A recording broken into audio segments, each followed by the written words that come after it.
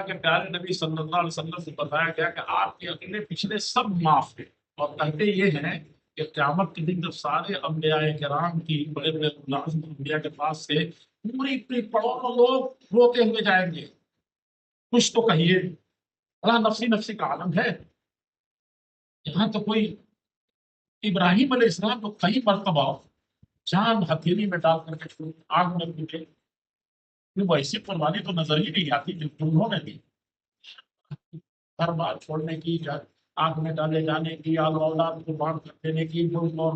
گھر چھوڑ، کون سی قربانی دوائی؟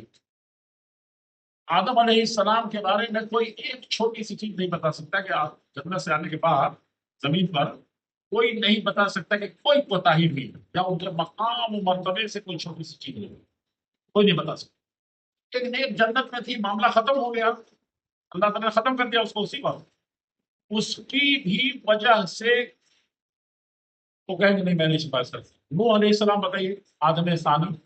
وہ بھی نہیں، اخیر میں کہیں گے کہ ایک محمد ہے صلی اللہ علیہ وسلم کے پاس جاؤ، کہاں جاؤ؟ ان کا مسئلہ یہ ہے کہ ان کے اوپر کچھ ہے ہی نہیں، اگر کچھ ہو بھی ان کے اور اللہ تعالیٰ کے درمیان جو اللہ جانتے ہیں، نبی سے کوئی غلطی نہیں نہ ہوئی، اعلیٰ درجے کے جو معیار ہو سکتا ہے وہ قائم کیا،